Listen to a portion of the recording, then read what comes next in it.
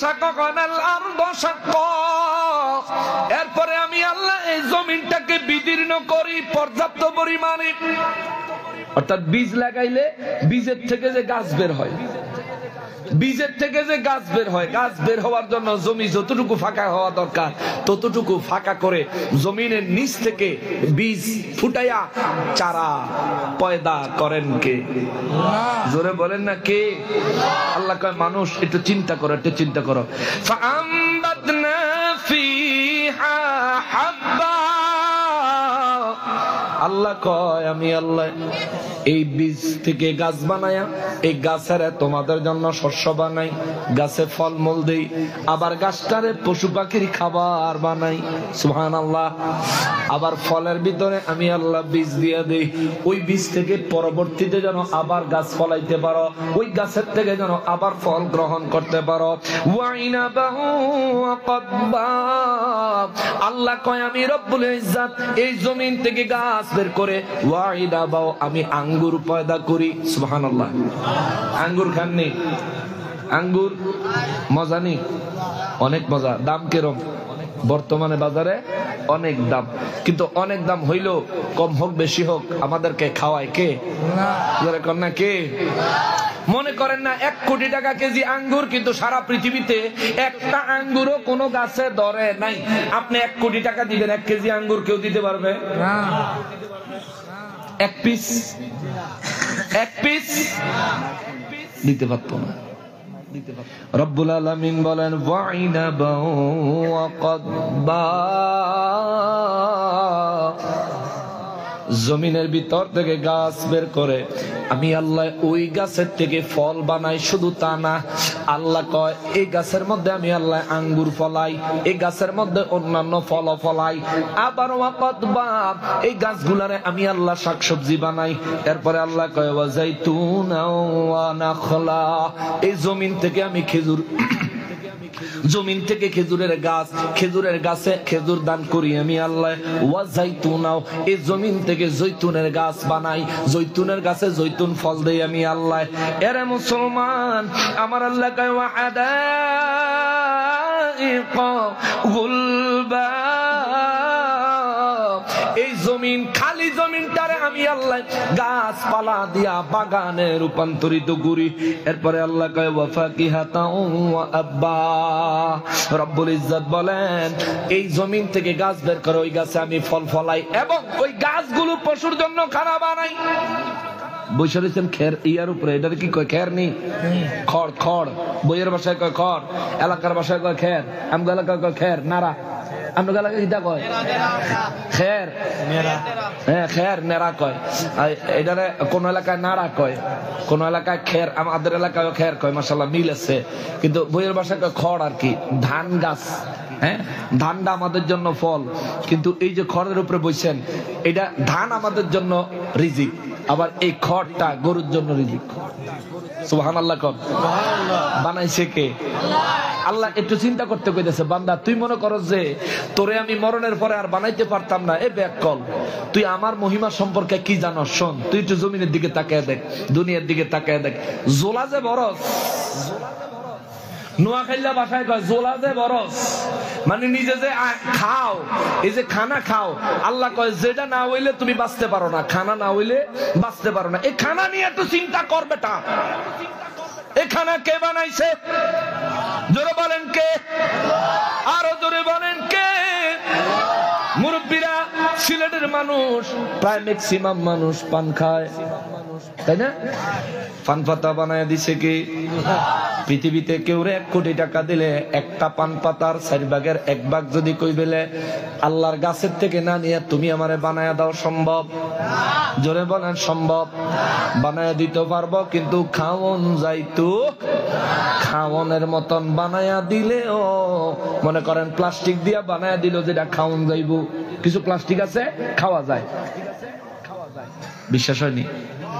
কবেন হুজুর প্লাস্টিক জীবনেও খাইছি না। খাইছেন, বহুত খাইছেন। লিচি খাননি দোকান থেকে কিনা লিচি? কথা কয় না?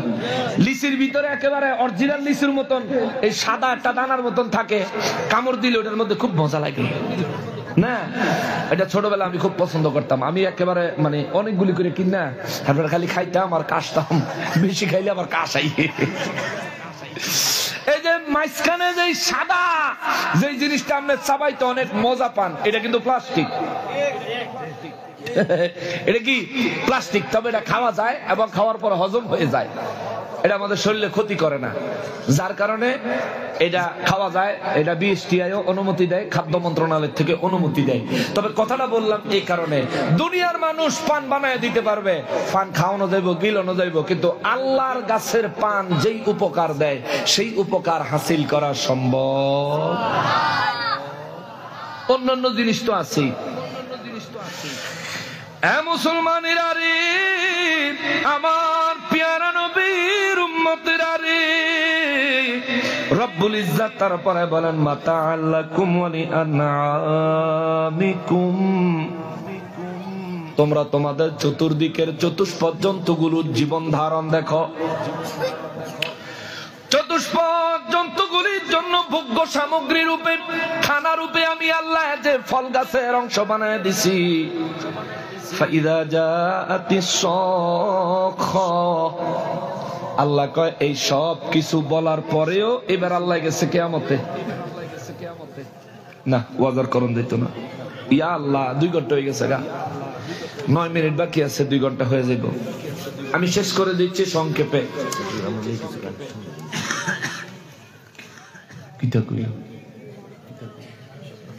এখন নেই, আচ্ছা শোনা। আল্লাহ কয় ফাইজা জাআতিস সাখা, এরপরে যখন বিকট আকারে আওয়াজ হবে, এটা ইসরাফিল ফেরেশতার বাঁশির ফুয়ের আওয়াজ। এটা হলো দ্বিতীয় ফুৎকার। ফুয়ের আওয়াজ যখন হবে, আল্লাহ কয় ইয়াউমা ইউফিরুল মারউ মিন আখিহি, মানুষগুলো চতুর্দিকে ছুটাছুটি করবে, আওয়াজের চোটে মানুষের কানের পর্দাগুলো ফেটে যাবে। এত বিকট আওয়াজ হবে রে, মানুষের কানের পর্দাগুলি ফেটে যাবে। আল্লাহ বলেন মানুষ পাগল পারা হইয়া, দিখারা হইয়া মানুষ চতুর্দিকে ছুটাছুটি করবে। মিন আখি, তার ভাইয়ের কাছ থেকে সে দূরে চলে যাবে, ভাইয়ের দিকে চাইতো না, ভাইয়ের কাছে যাইতো না, ভাই ভাইয়ের কাছ থেকে পালাবে। আল্লাহ কয় ওয়া উম্মিহি ওয়া আবি, মা বাবা সন্তান থেকে দূরে চলে যাবে, মা তার স্বামীর থেকে দূরে চলে যাবে, স্বামী তার বিবির থেকে দূরে চলে যাবে। ওয়া সাহিবাতিহি ওয়া বানি, প্রত্যেক স্ত্রী তার স্বামীর থেকে দূরে চলে যাবে। অর্থাৎ সবাই দিওয়ানা হয়ে যাবে, পাগল পারা হয়ে যাবে। ওই আওয়াজের কারণে প্রত্যেকের কানের পর্দা ফেটে যাবে। আমার নবী রাহমাতুল লিল আলামিনের জবানে আল্লাহ কয় ওয়া বানি, প্রত্যেকটা আদরের সন্তান তার মা বাবার থেকে দূরে চলে যাবে। ভাইয়ের থেকে ভাই আলাদা, মা থেকে সন্তান আলাদা, বাবার থেকে সন্তান আলাদা, বিবির থেকে স্বামী আলাদা, সন্তানের থেকে পিতা আলাদা। লিকুল্লি ইমরিইম মিনহুম ইয়াওমাইযিন শা'নুন ইউগনি, ওই দিন এমন একটা অবস্থা হবে, প্রত্যেক ব্যক্তি নিজের পেরেশানির কারণে আত্মীয় স্বজন সবাই ভুলে যাবে। উজুহু ইয়াওমাইযিন মুসফিরা, ওই দিন এই পেরেশানির মধ্যেও ওই হাসরের ময়দানে কিছু মানুষের চেহারা হবে নূরানি, উজ্জ্বল। জোরে বলেন সুবহানাল্লাহ। বুঝি ওয়াজার সামনে করণ দিত না, সংক্ষেপ বলি। ওই দিন কিছু মানুষের চেহারা হবে উজ্জ্বল। কে বলছেন? আল্লাহ বলছেন কিছু মানুষের চেহারা উজ্জ্বল হইব। এরা কারা? পরিচয় দিতে পারতাম না আজকে, তবে সংক্ষেপ পরিচয়, এরা হইল নেককা।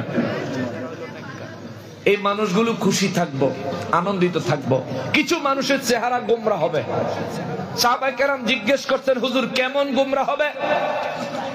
আপনার চেহারার উপরে যদি কোনো ধুলাবালি পড়ে, এখন যদি ধুলাবালি দেয়, আপনার চেহারাটা কুচকে নেবেন না?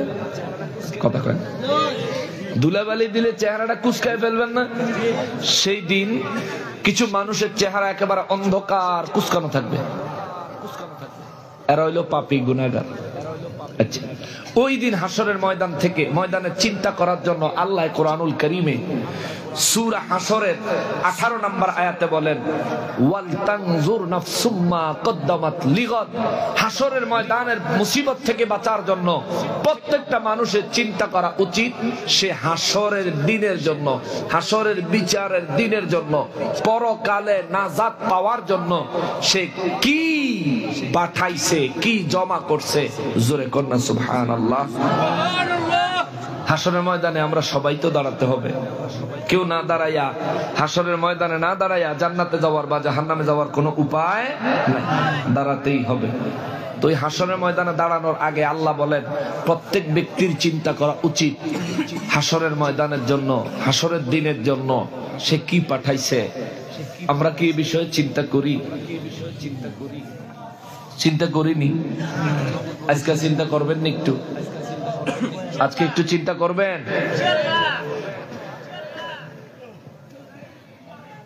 হাসরের ময়দানে নাজাত চাই কে কে? একটু হাত তোলে।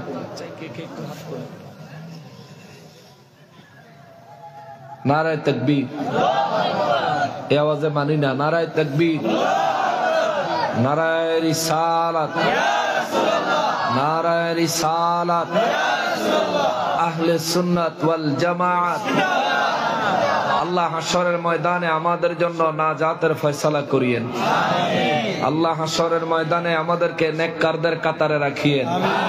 আল্লাহ হাসরের ময়দানে আমাদের ডান হাতে আমলনামা দিয়েন। আল্লাহ হাসরের ময়দানের মুসিবত থেকে আমাদেরকে রক্ষা করিয়েন।